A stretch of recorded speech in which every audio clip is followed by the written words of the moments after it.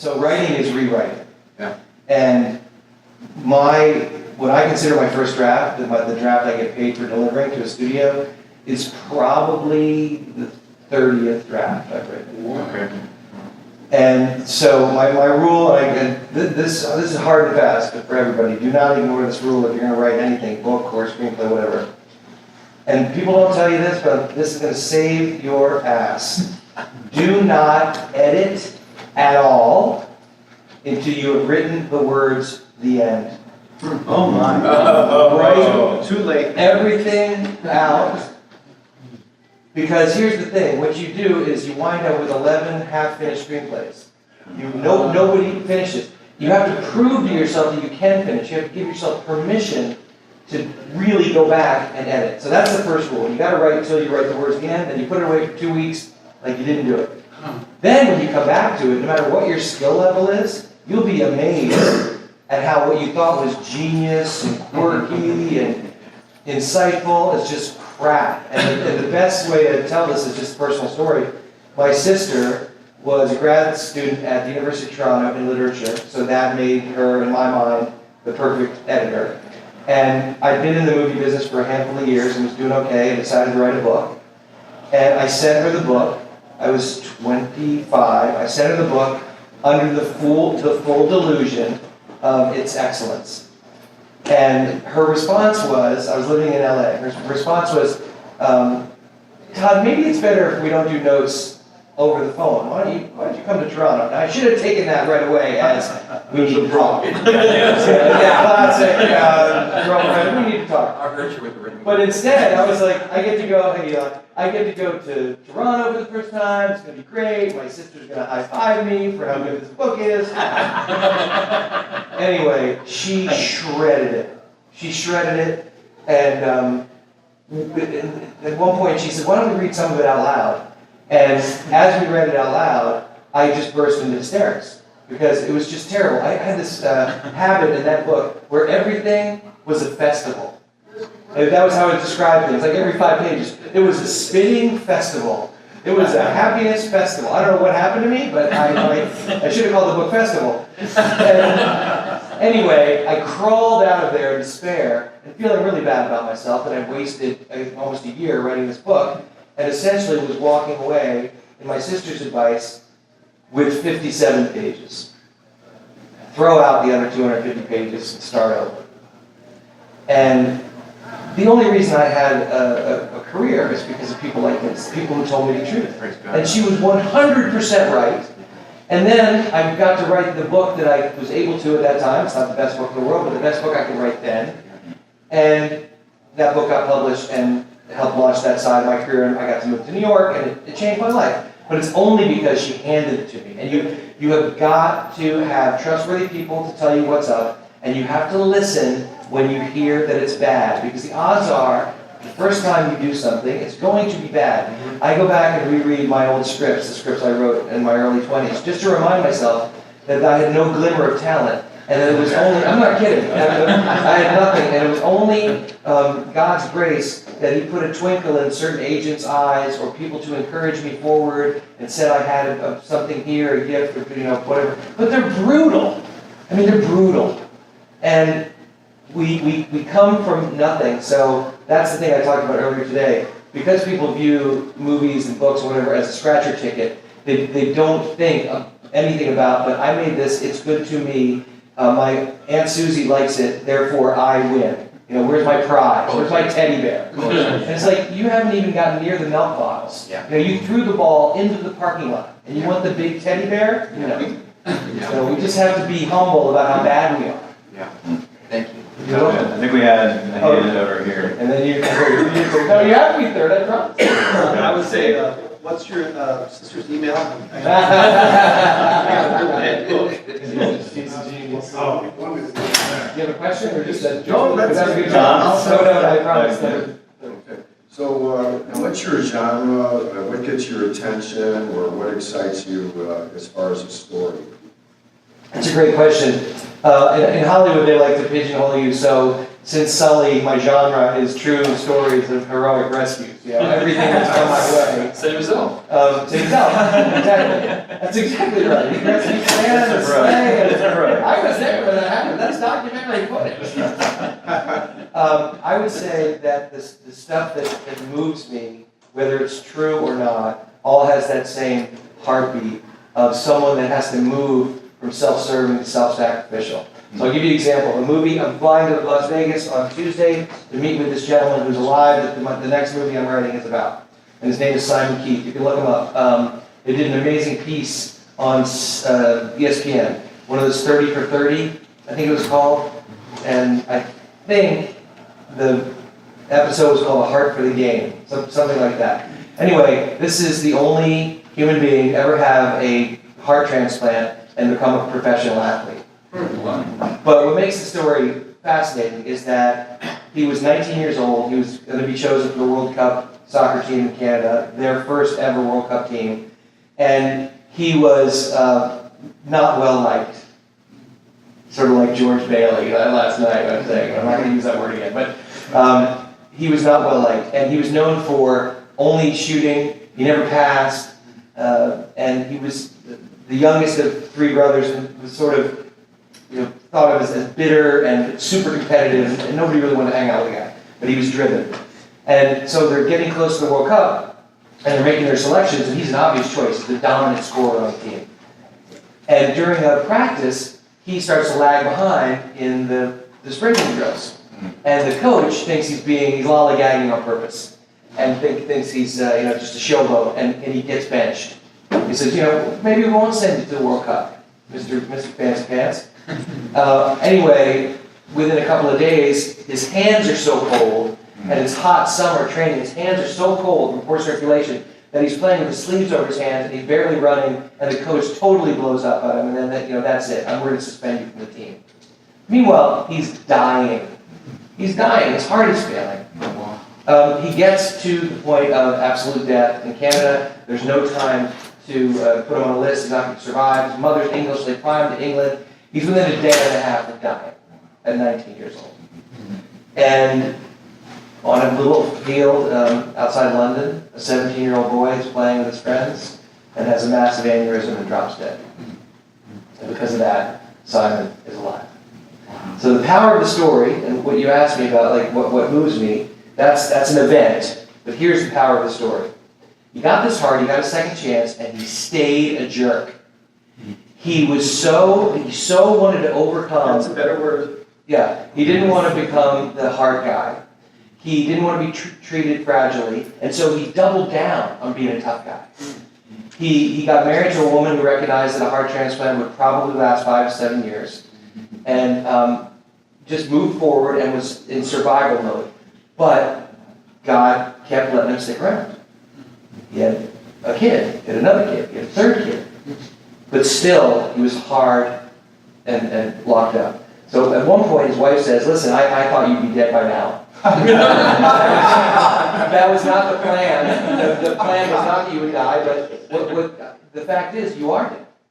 Because you're angry, you're bitter, you're not getting along with the kid. What are you chasing anymore? We have success in business, we have success in soccer. The only guy that ever did this, I can't get a smile out of you. What's going on?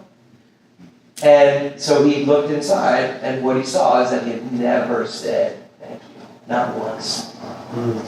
And so he decided on his own to find the parents of this boy.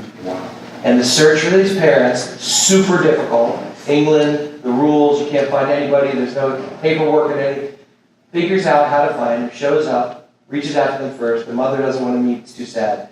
But this meeting between him, wait till you see this in the movie. All this really happened. He gets there and he meets the gentleman. They go to the field where his son died. And the graciousness of the father.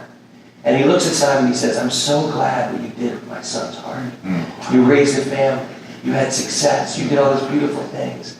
And I try to imagine of what happened to the people that have my son's lungs and his liver and his eyes. But I only know about you and what you did. And so Simon, this guy that's all locked up and hasn't done a kind thing in his life, Simon says, would you like to hear your son's heart? And he pulls this stranger into his chest, and his father hears his son's heart. And from that point on, Simon became the leading advocate for organ donations in the world. And now his family tree, that kid's family tree, is thousands of lives. And to give you an example of how stark this is, and why we must do the thing that's in front of us, is that in California it's 7 years for a vital organ. In Arizona it's 8 years, and they border Nevada, where Simon lives, 4 months. It's 4 months. Because where we hear this message, we change our lives. So I hope this movie gets everybody to donate, but also it goes back to that simple word, like, are we saying thank you? We have loads of things that we're aggrieved about, loads of things we want changed, prayers left and right. How much of our prayer life is thank you? And that's a drama movie, actually, not a documentary. That's a feature film. What's the title? Not a You said Simon Keith? What? Keith. Simon Simon Keith. Keith, Is there a yeah. title for the movie yet? Well, there's a title from that ESPN piece. Then his book is called A Heart for the Game, and I think I'm just going to call it Heart. Can you expand on the donation part of that? Because it's lost on me. Well, just his impact. He speaks around the world to get people to wind up as donors on their license, so that if they die suddenly, they'll donate. So if I their wanted to rights. write a check tonight, where would I send it? To Oh, .com. yeah, the Simon Keith Foundation. Simon Keith Foundation. Yeah, Simon Keith Foundation. Todd, does this, And by the way, let me tell you something. This guy I only know on the phone. Sorry, Chip. I'm sorry. But he needs prayer in a huge way. He is dying. The longest that a heart transplant lasts is typically 9 years. He has 32 years with this heart. He's my age, he's 53.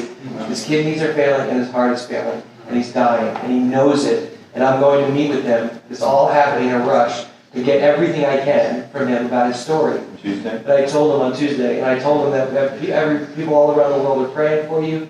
And his grace in receiving that, but also saying, you know, I've had a lot of obstacles to overcome. You know, we'll see if I get over this one. And then he writes me 3 days later, he says, is everything okay with the hotel? Would you like to go to see the Las Vegas Knights? Is there anything I can do for you? Oh. Are you kidding me? Wow. So and I don't even know if this guy knows Jesus. I haven't heard it out loud. There's clearly something going on. There's a level of faith or understanding that he's being carried. But I can't wait to talk to him about Jesus. So you went by Tuesday night? I'm sure I will. So this redemptive arc that's part of this story, does it relate to what we were talking about at lunch, about this vision you have for bringing it, you said like your brothers to Jesus or Oh, you know, it's a slight tributary, but I'll tell this. But I wanted to make sure I got this out. And I was looking because I'm preaching in the morning, and I looked in that sermon to see if I could dovetail this story in, but it doesn't work. So I'm going to tell it here. Thank you. This is just about community and how we're all supposed to take care of each other. So yeah, being an organ donor is similar. In the last 5 or 6 years, after a prayer request that I made to God, which I think you guys will find funny, I asked God to show me the invisible world. You know, ours is a battle, not of flesh and blood, and I thought it would be nice to see more of what's really going on. And as soon as I prayed it, I pulled it back. Because I was like, that scared the out of me. Like, what did I just ask for? So then I laughed. I said, you're laughing at me, and I'm laughing at me. So show me just as much as you want to show.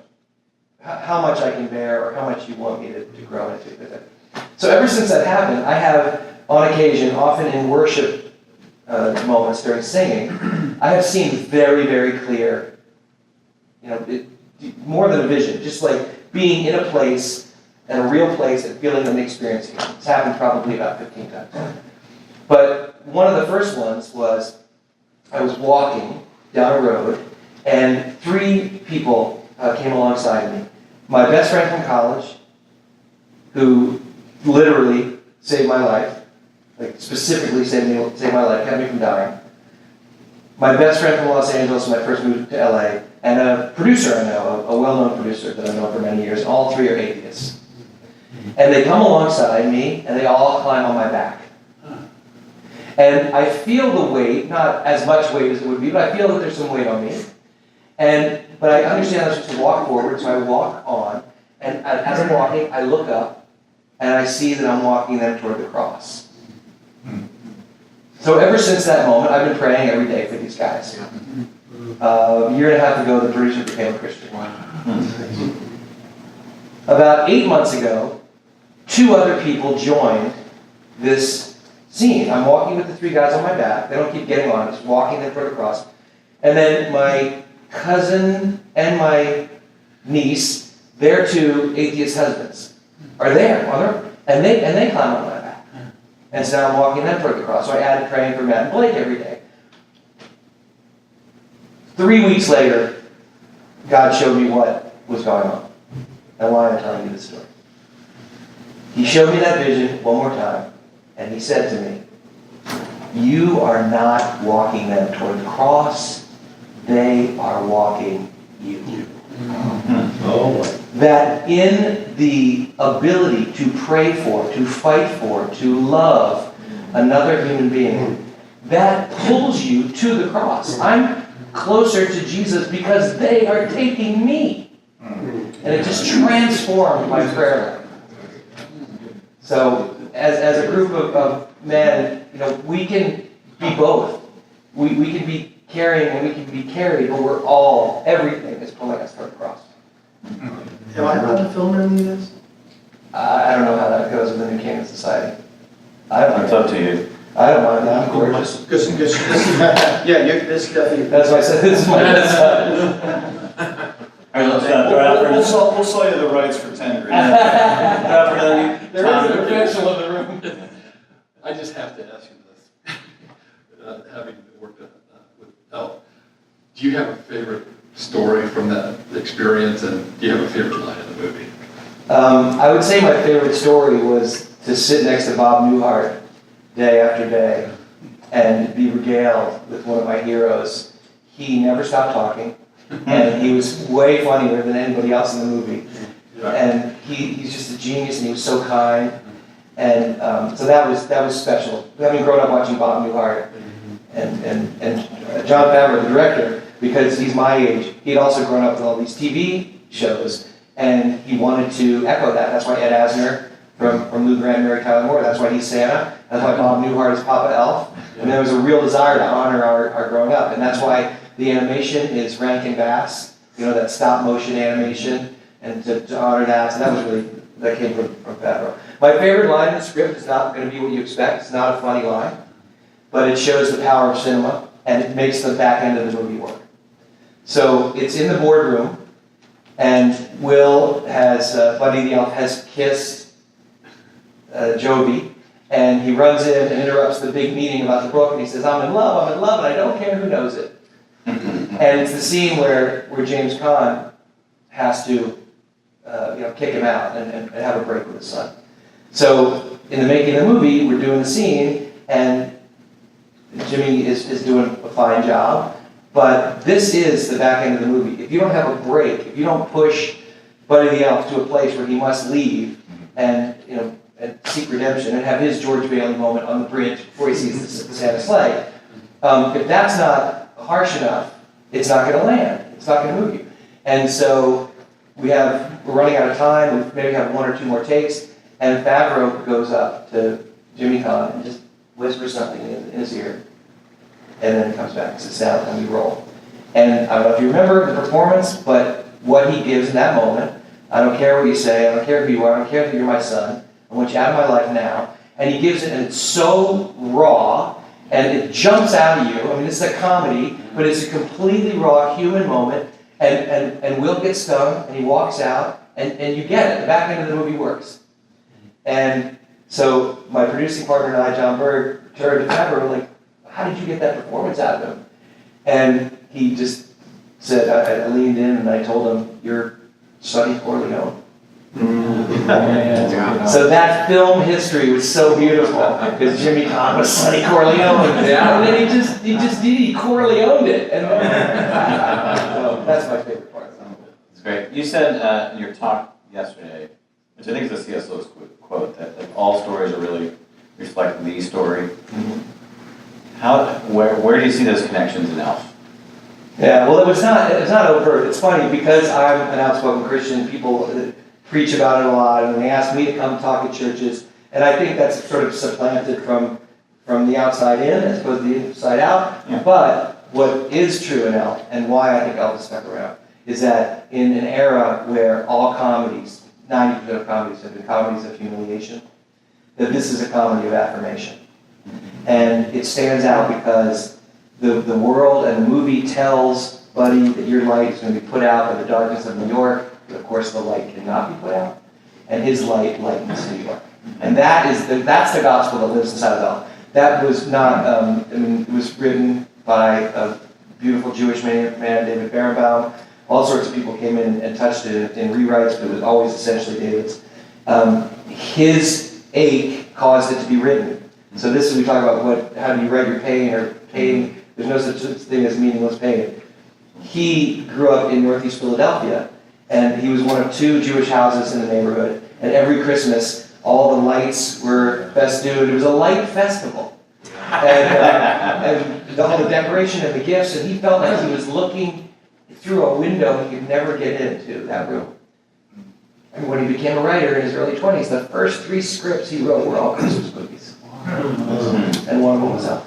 So the world got this beautiful Christmas movie from a guy who was aching because he never experienced Christmas. Wow.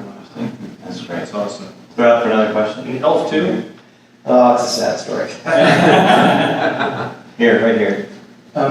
We're surrounded by excellent stories, Yes. and you can get your serotonin hit, and the folks who own Netflix want you to be addicted to their stories. I'm just feeling my way for the question. I think the thing is, we can be humiliated perhaps into therefore not telling our own stories. So rather than sitting around the campfires of old, where we're sharing wisdom, firstly, we're numbed by the professional stories and addicted to that and losing connection with others. And then when we are with others, I think we're scared of not sharing as much because we know we're not going to be as good as the thing we've just engaged with on social media. Well, there's 2 reactions. Absolutely, you're right about. It wasn't supposed to be a statement, I'm just feeling my way. No, but it was good. It was good. What Netflix is doing, you are right. They're doing it not just to numb, but they're doing it to disrupt. You have to think of Netflix as Blockbuster Video. Don't think of them as a studio. What they're trying to do is they're just getting everything in their store, so you can't find it anywhere else. So network TV is going to go away. I mean, it's gone away. Now everything is streaming over the top. CBS All Access. It's all going to be streaming, and everyone is chasing Netflix. They figured it out first because they were content agnostic. They would take anything. And the battle for them, once it's only them and Amazon and Google and Apple, which it's going to be, is how to get the audience to care because the Netflix brand will have been so damaged. Yeah, at the beginning it was like, wow, it's new on Netflix, and now it's like everything is on Netflix. If you don't have a show on Netflix, it's because you didn't write a show. And I think it was an SNL thing. It was like, hello, this is Netflix. Your show is greenlit. So, but the other thing, I want to not disagree, but I want to redirect because that's always been true. The campfire story thing has always been true because in every society there's always been a storyteller. There's always been the guy who could weave it and tell it and spin it, and then the wife elbows and like, hey Ed, how come you can't talk like Jimmy? That's just There's always been a normal. pro. There's always a pro, and then guess what? That pro can't farm his land. So in exchange for farming his land, he goes to Jimmy and he says, "Listen, I'll tell you all the jokes you want. I'll include you in the story of our group, but I need to eat. And so you do that, I'll do that." So it was bartering. And storytelling still, I mean, not everyone is going to leave this weekend as a professional storyteller, but everyone's story matters. So, yes, at the campfire, the storyteller is going to win that moment, because that's his moment. But if we go home and we recognize that our stories all matter, then in our small groups, in our communities, then we learn about story, we own our story, we raise our kids to talk about story, and it gets protected and it goes out, and over time, not everybody gets as good as the very best storyteller, but everybody gets better and better and better. And the storyteller never learns to farm. And we can all get better. Go talk about what you did this morning about how some of the things that we all can do just to be better in touch with our story, our personal stories, and it's, in a sense, if we're more in touch with them and more aware of them, then it's going to be easier to tell them. You mean writing them down? Yeah. Yeah, I just said that everybody needs to be writing. Just everybody. Without a result, without a goal, without I gotta get my story down, or I gotta get my grandmother's story down before it's lost, or anything like that. Don't put any pressure on it. Just the simple fact of putting pen to paper. And I would recommend that highly as someone who still writes longhand. I write all my movies, all my books longhand, legal pad, pen. The act of writing is really different and much more permanent feeling than just typing, which you delete. You know, I love a good crossed out sentence. I've gone back and seen a crossed out sentence, like, that was crazy, that's way better than this other sentence that I'm gonna cross out. And when you delete on a computer, it's gone. You have no memory of, I mean, maybe if you've been arrested, they could find out what you deleted, but other than that. So, writing as a daily exercise, and also writing while you're doing devotionals. If you read, instead of trying to read 3 chapters of Isaiah, read 6 verses of Isaiah, and then write about what you feel about it. And maybe write out a prayer. Dear Lord, the Book of Common Prayer has had a huge impact on my life because they used to write these really beautiful prayers that draw you closer to God through poetry. And everybody has their own poetry in their soul that can be discovered, but you gotta dig. So if I was going to start writing my story, where would I start? What would I start doing? You tell me. It doesn't matter where you start. You can start episode. No, but I'm just saying, it could start with a scene. You can start with how you woke up this morning. You can start with the color. You can start with the smell of your mom's muffins. You can start anywhere. You can start with a sneeze. Yeah, you can start anywhere, but you got to start it. You got to do it. The judging thing. I talked about this. How hard we are on ourselves. Right. We're super hard on ourselves about our story or about writing it down. Super hard, and that's why you're not allowed to self-edit until you write the words at the end. Because we're just in the way. At whatever level we are in the way. We're always telling ourselves that, this could be better, that could be better. But that's an excuse, actually, to keep us from finishing. Orson Welles, one of my favorite quotes. The desire to write, followed by a lack of writing, is the desire to not write. Everybody talking, like, I can get my story down, I'm going to tell that story. One day I'm going to tell my story, I got a book in me, blah, blah, blah, blah. No, shut up, sit down, right? Very good. Somebody else. In the back in the blue. How many pages of something should you write when you sit down? Do you do it in pieces? It's a stamina. If you're going to the gym for the first time, I wouldn't recommend that you hit the treadmill for 2 hours just to do it. Maybe 10 minutes at the beginning, but it's the discipline that matters. And you'll stretch your ability to do it. So what feels like, oh my goodness, I could never write for an hour, but if you start at 10 minutes, you will find that you've written 90 minutes, several weeks down the road, and I'm not done. I have more to say. So it's a retraining of the mind. It's muscle. It's digging a ditch. It's not hairy-fairy, esoteric, sitting in a cafe with a beret. It's not that. It's just doing it. It's so visceral and so human to write and to take these things. There's real magic occurs when the thought that we haven't spoken becomes real on a page. That is a big deal, man. And I face that every day, all day. When you get in touch with that magic, you don't want to stop doing it. Right. Go. So to follow up on Chip's question about getting started, it seems like it's easier to come to the story of someone asking a question. If I just sit down with a blank piece of paper, it kind of stays blank.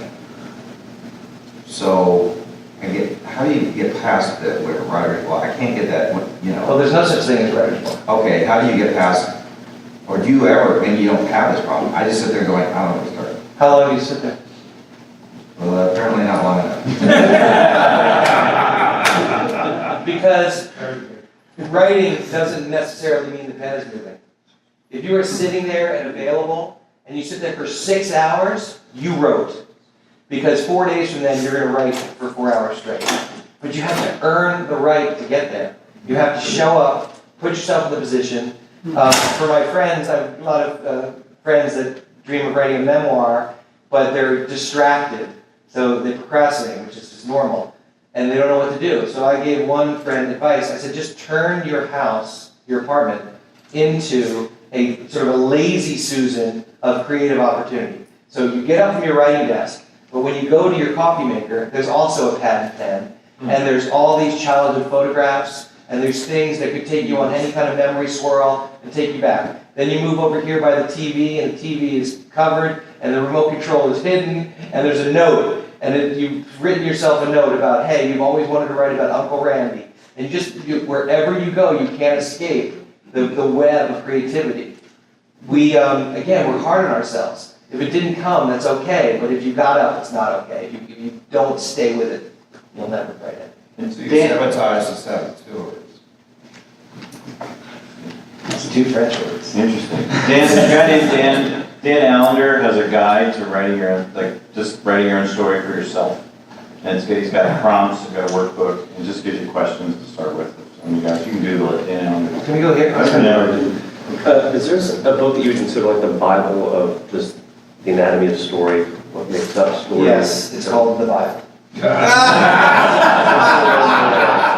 I'm not kidding. That you can't find better stories, and that's why the sections that grab us and we're like, oh my goodness, 75 names in a row, or do we really have to get all these rules or whatever? You know why that bothers us? Because the rest of it is such an amazing story, and we want to get back to the story. So the Bible is the best story, and we are all Bible ignorant, even the people that have read it 5, 6, 7 times, because it's the living Word of God, and we need to be engaged with it. So the Bible. There is one screenwriting book I recommend. There's a zillion of them out there, but there's only one I recommend. It's about rewriting. It's called Making a Good Script Great, written by Linda Seeger.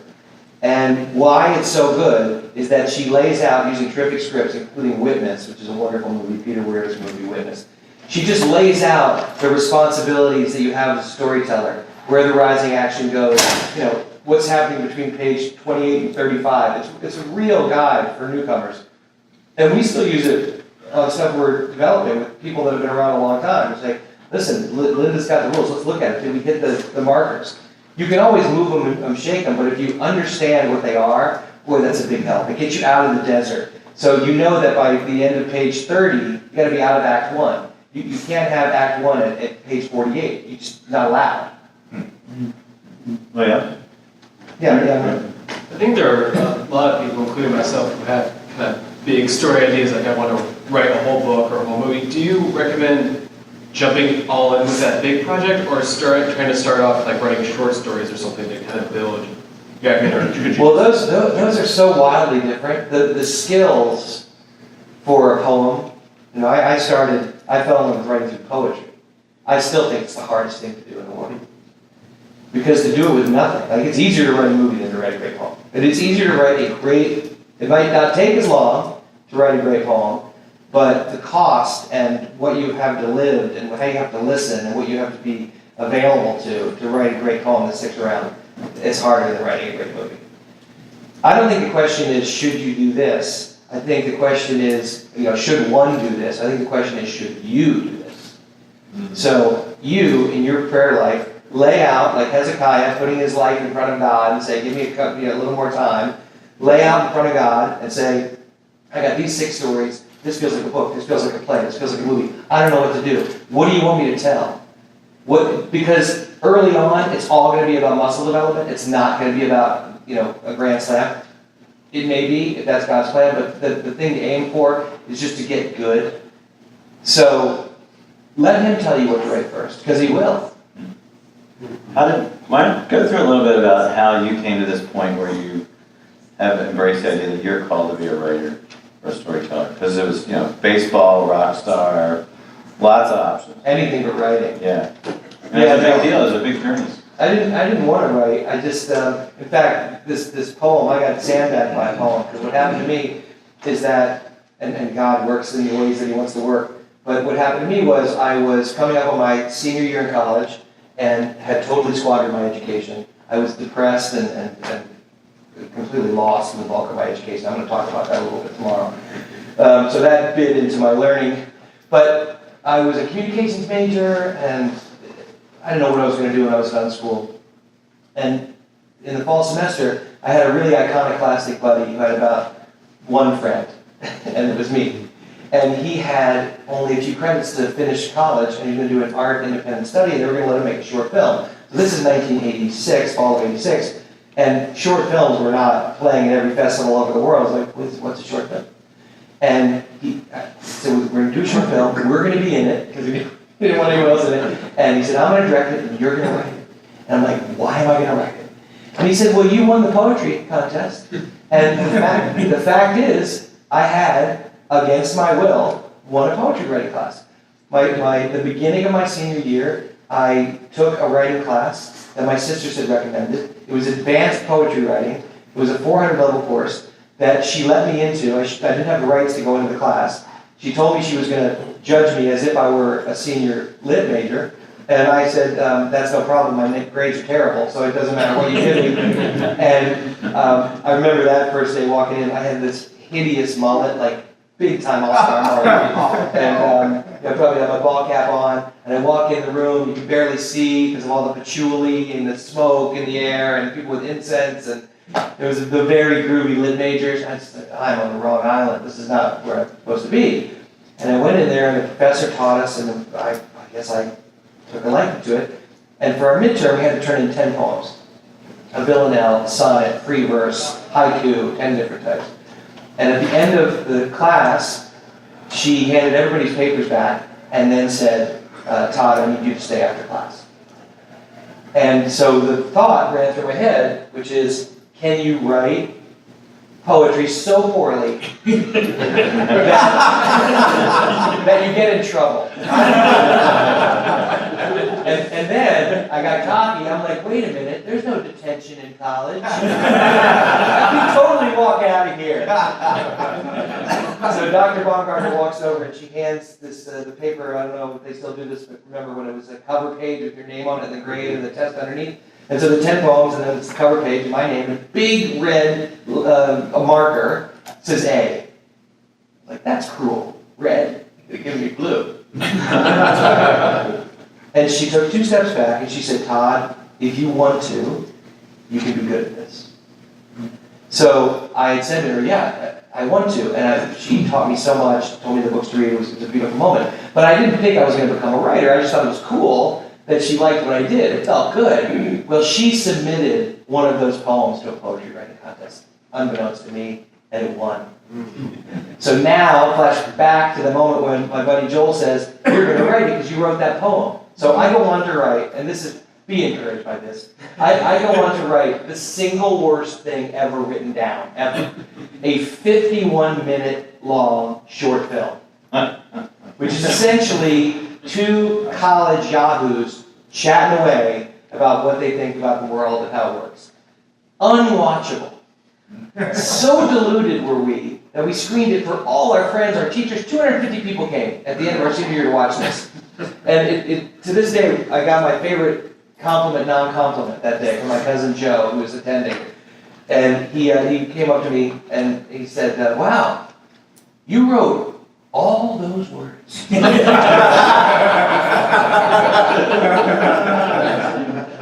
So the message there is, we took the fact that they applauded at the end of the film, which was clearly just grace that it was over. That we took that as fuel ticket to Los Angeles. And I went out there and sat in a furnitureless apartment for 9 months and taught myself how to write screenplays. And the second screenplay that I wrote got me hired. And from the age of 22, I'm 31 years, the only job I've ever had. So God said, hey, guy with worst mullet ever, I need you to do this thing over here. That's great. I think we got one right here in front. Ruben, do you have anything? Thank you, Chip. Thank you, Todd. So when you write, do you have an audience demographic in mind? And if so, do you have a predisposition of their expectation in mind when you're writing? Big, giant, double no. I don't think about that at all. There are certainly people who do. There are people, especially in the comedy world, that write for a particular actor or actors. My job, I think, is to tell a story that's never been told before. And that includes with real life people, because I have to put words in people's mouths that they've never said in real life. It's really interesting when the person is alive. So with Sully, we had to go through, and I had to honor who he was, but he didn't remember what he said in certain meetings exactly. And we have the transcripts, so that's fine, all that NTSB stuff is concrete. But a conversation with his wife, he didn't remember. And he doesn't speak in a way that is movie interesting. So his version, he couldn't write it. He would write, maybe this much. And so I'd have to turn that, I wasn't rewriting him, but I'm just saying I had to do what one person would do in this in 2 lines. And it has to embody his relationship with his wife, and it has to be true somehow, even though it's never been spoken. Is that called creative nonfiction?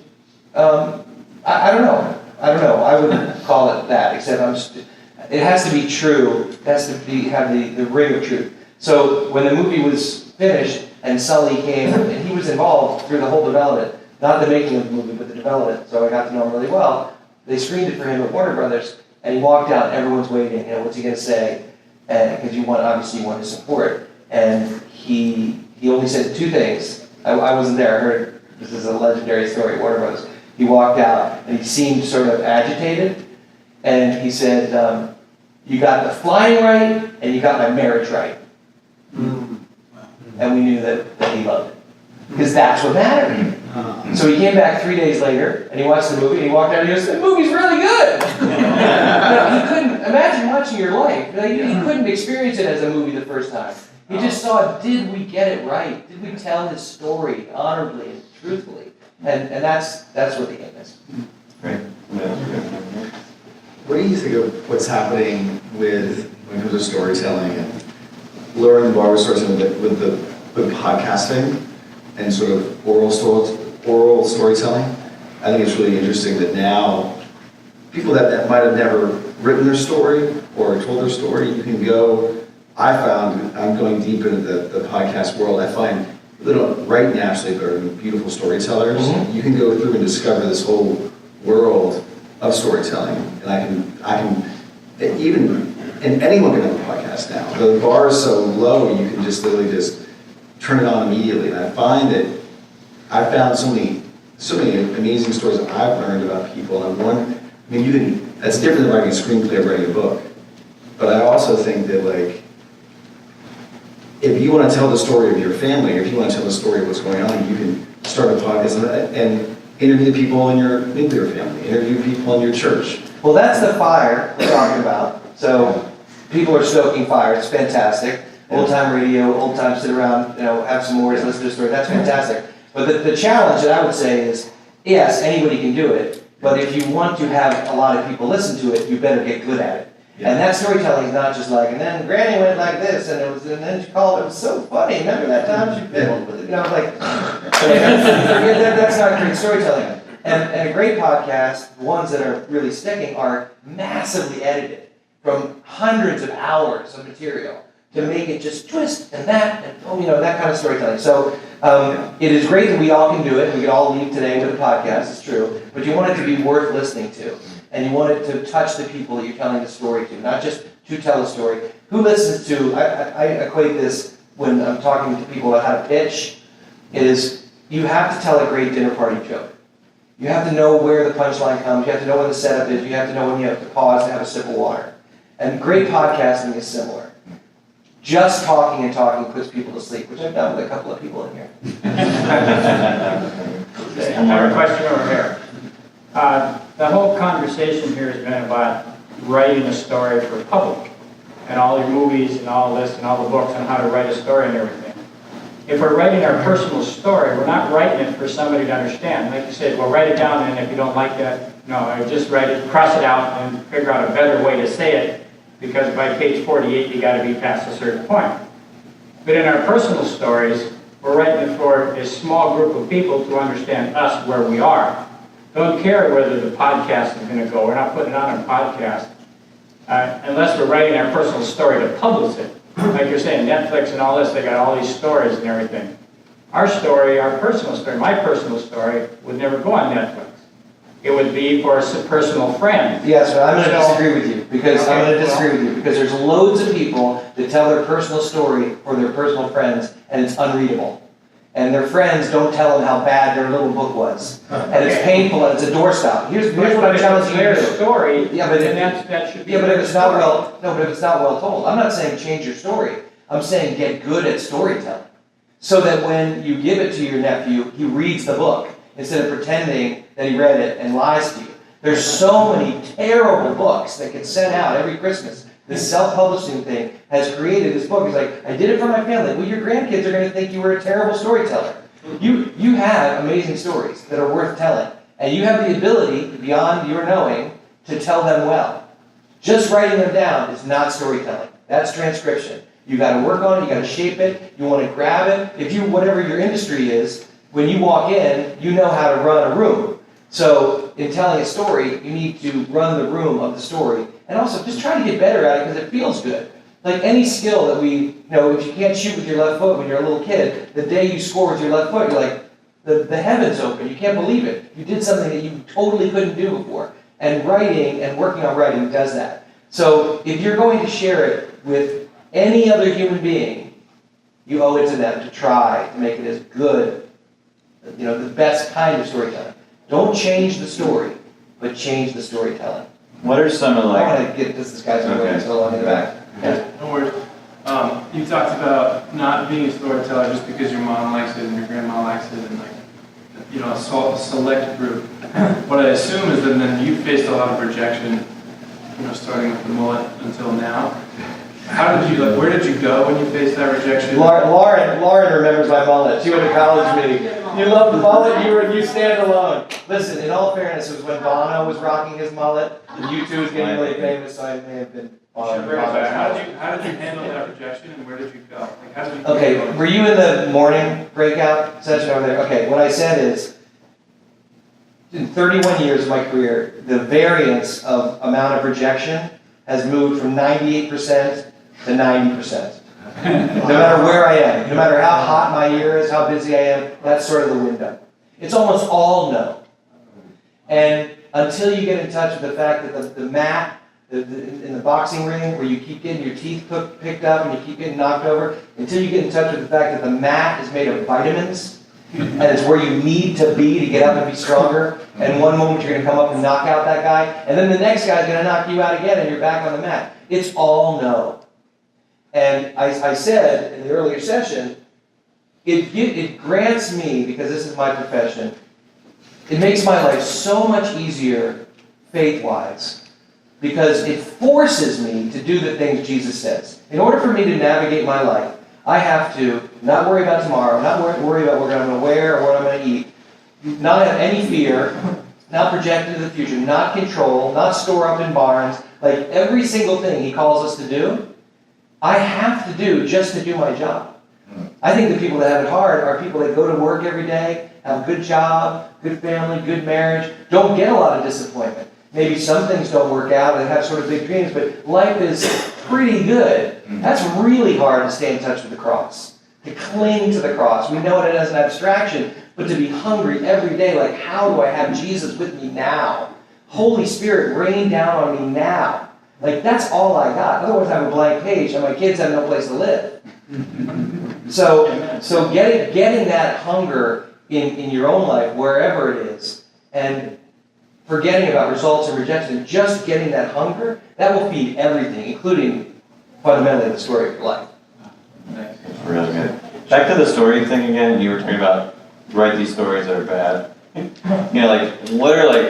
What are the top 3 typical mistakes, like the ways to increase our skill at storytelling? Oh no, you just have to do it. I mean, everybody has a certain level of bad writing in them. Once in a while, somebody comes out and the first thing they write is great, super rare. Odds are you got a lot of garbage inside, you got to write it out. You just got to get it out. If I'm going to tell a story about what it was like when I was 16 and this pivotal moment in my life, I'm not going to write it well the first 5 times I try. I'm just not.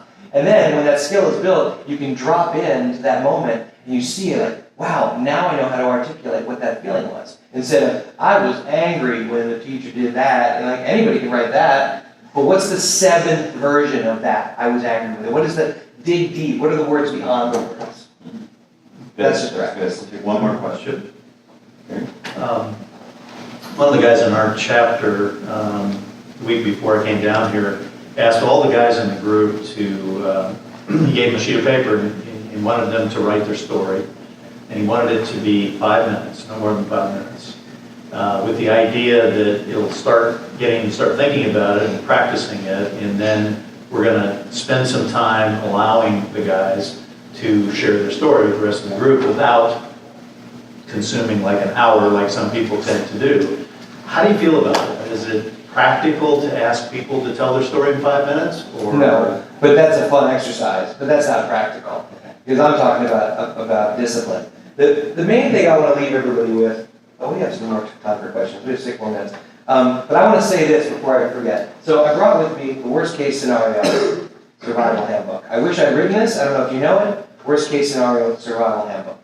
I'm showing you this because this is what every single one of us does every day when we think about our dreams. When we think about the stuff we haven't done, we always imagine it's going to go so badly. We're going to be embarrassed, we're going to be sorry we did it, we're going to be sorry we told anybody.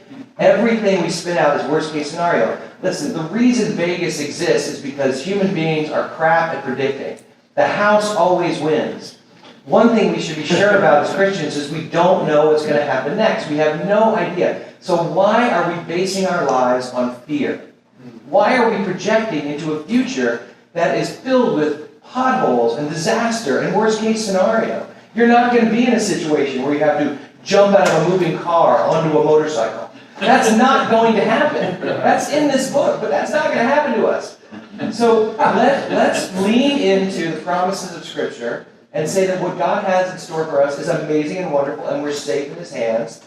Forget fear. Live out the prayer that I shared at lunch today, which a former pastor, Morris Boyd, who's the finest speaker, the sermon preacher I've ever heard in my life. He's with the Lord now. But he prayed this every Sunday at church. And get this down, okay? Yes, sir. Never set sail to a fear. Knowing that all seas are the seas of God, and even if you sink only deeper into Him. He's got it. Can you say that again from the top? Yes. Never set sail to a fear. Knowing that all seas are the seas of God, and even if you sink only deeper into Him. It's all about relationship. There's no unsafe place to go. There's no rock here to look under and it's all going to fall apart. Get out of your own head, get into Jesus' head, and look at the promises that He's made for us. He's best case scenario. We're never going to die, guys. We're alive forever. While we're here, we get to know Jesus this side of heaven. Let's do something with it. Let's do something about it. I want to leave it at that, because I want to give these guys just a little bit of a chance to process. Sure. So I want to ask you guys 2 questions for yourself. I want you to think about, what did you just learn? What was something you were reminded of, that you needed to be reminded of? What was something new, an idea, a principle, a practice? What did you learn? That's the first question. And then the second question is, what are you going to do? What are you going to do with what you just learned? How are you going to take what just happened here and metabolize it into your life? But what did you learn? What are you going to do? I want you to turn to a neighbor. And before you do that, I'm going to pitch one back thing, the thing I didn't want to forget. This has to do with disappointment, and this has to do with identity, and what you think about your own story. And this speaks to your question, sir. When my father was 14 years old, he got his itinerary, whatever it's called, for school, the list of classes that he was going to have in high school. And they were all shop classes. This is 1942 in Philadelphia. He was the 7th of 10 children. He gets his list, and it's wood shop, metal shop, and no college prep classes. And so he goes humbly to the principal and just asks. He says, I'd like to take maybe a language or some English and not just shop. And the principal roared back, laughed at this 14-year-old boy. And he said, George, you're a Komarnicki.